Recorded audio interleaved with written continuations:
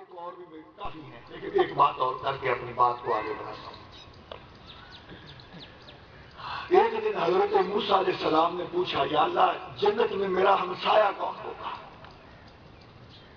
جی پوچھا، یا اللہ جنت میں میرا ہمسایہ کون ہوگا؟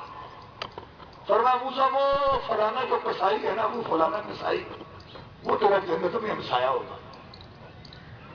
موسیٰ علیہ السلام کو بڑا تجسس ہوا، دیکھو تو صحیح بھائی کسائی کون سا عمل کرتا ہے جو مجھے اللہ نے یہ بتایا ہے کہ وہ میرا جنت میں ہمسایہ ہوگا۔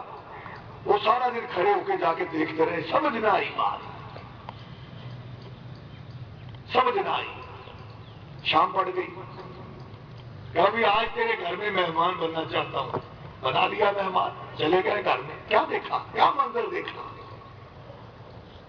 گھر سے دکان سے کسائی گوشت لے کر گیا، اچھا گوشت جا کر پکوایا، شوربہ بنوایا، روٹی پکوائی، پکا کر اس شوربے میں ڈالی، نرم کی۔ گھر میں ایک بڑھیا بیٹھی، اپنے ہاتھوں سے اس کو کھلایا۔ موسیٰ علیہ السلام نے منظر دیکھا، اب بڑھیا بیچارے کی آواز بھی نہیں نکلتی تھی، تو جب بڑھیا نے روٹی کھا لی تو وہ اس کا منہ گڑبڑایا، کچھ تھوڑا سا ہلا منہ اس کا۔ تو موسیٰ علیہ السلام نے پوچھا، بھائی یہ کیا ماجرا ہے، یہ کیا منظر ہے؟ فرمایا یہ میری ماں ہے، بڑھیا ہے، ضعیف ہے، روزانہ آتا ہوں، آ کر اس کو روٹی اپنے ہاتھوں سے کھلاتا ہوں، تو جب روٹی کھلاتی ہے بس ایسے ہی کہہ دیتی ہے۔ کیا کہتی ہے بھائی؟ بس یہ ماں جو ہوئی پھر کہہ دیتی ہے نا، کیا کہتی ہے؟ کہتی ہے، یا اللہ میرے بیٹے کو جنت میں موسیٰ کا ہمسایہ بنا دے۔ یہ تو دعا ہے نا، دعا، ماں کی بد دعا سے بچ جاؤ۔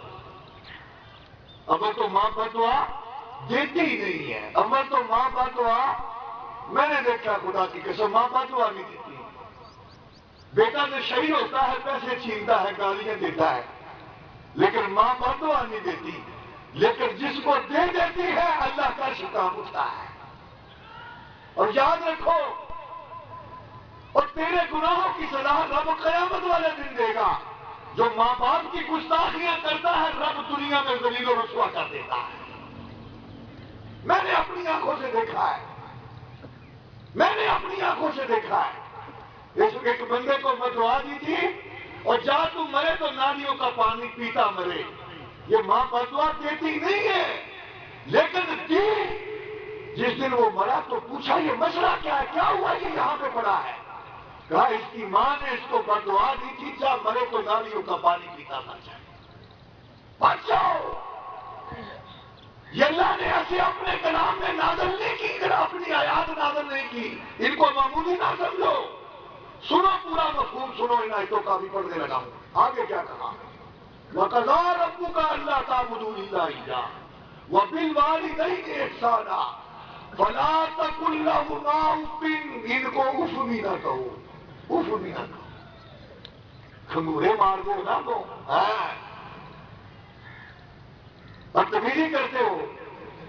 اللہ کا قرآن کیا کہہ رہا ہے؟ فَلَا تَقُل لَّهُمَا أُفٍّ، اور ان کو اف بھی نہ کہو۔ اف، اف ہوتا ہے نا اف، یہ اللہ کا قرآن کہہ رہا ہے۔ فَلَا تَقُل لَّهُمَا أُفٍّ وَلَا تَنْهَرْهُمَا، کبھی نہ جھڑکو انہیں۔ إِمَّا يَبْلُغَنَّ عِندَكَ الْكِبَرَ أَحَدُهُمَا أَوْ كِلَاهُمَا، یہ دونوں جو ہے دونوں میں سے ایک یا دونوں بڑھاپے میں پہنچ جائیں، فَلَا تَقُل لَّهُمَا أُفٍّ، اف بھی نہ کہو، وَلَا تَنْهَرْهُمَا، کبھی نہ جھڑکو، وَقُل لَّهُمَا قَوْلًا كَرِيمًا، جب بھی بات کرو تو بڑی نرمی سے بات کرو، محبت سے بات کرو۔ وَاخْفِضْ لَهُمَا جَنَاحَ الذُّلِّ مِنَ الرَّحْمَةِ، جب ان کے سامنے جاؤ تو عاجزانہ کیفیت کے سامنے اپنے کندھوں کو جھکا کر ان کے سامنے جاؤ۔ اور سرداروں کے سامنے لوگ جاتے ہیں تو اس طرح کریں، کسی افسر کے سامنے جاتے ہیں تو اس طرح کریں، کسی جج کے سامنے جاتے ہو تو اس طرح کر لیں۔ ان کے سامنے کیا کرنے کا تجھے فائدہ، ان کے سامنے جھکنے کا تجھے کیا؟ اللہ تو کہہ رہا ہے اپنے ماں باپ کے سامنے جاؤ، اس طرح جانا ہے۔ وَاخْفِضْ لَهُمَا جَنَاحَ الذُّلِّ مِنَ الرَّحْمَةِ وَقُلْ رَبِّ ارْحَمْهُمَا كَمَا رَبَّيَانِي صَغِيرًا. ہاں بوڑھے ہو گئے، عادتیں بچوں والی ہو گئی ہیں، بعض تک گالی بھی دے دیتے ہیں. چھوٹے بچے کو کیا شعور ہوتا ہے مجھے بتاؤ کہ اللہ نے کیوں کہا ہے سب کچھ، کیوں بتایا؟ جب بڑھاپے میں بندہ چلا جاتا ہے نا تو عادتیں بچوں والی ہو جاتی ہیں. تو پتہ نہیں کیا کچھ کرتا تھا، اور ابا نہیں لینا ہی ہے، میں ہل رہی نہیں اس کو بتانے کے لیے ابے نہ توڑ گئے تو دے کر کے بیٹھ گیا. ابے کی جیب چھپانے بیچارے اتنا ہے ہو نہ ہو اور کوشش ہے کہ پتر نے دے کر لی میں کہے طریقے میں نے شہر لے ہی دیا. کیوں جی؟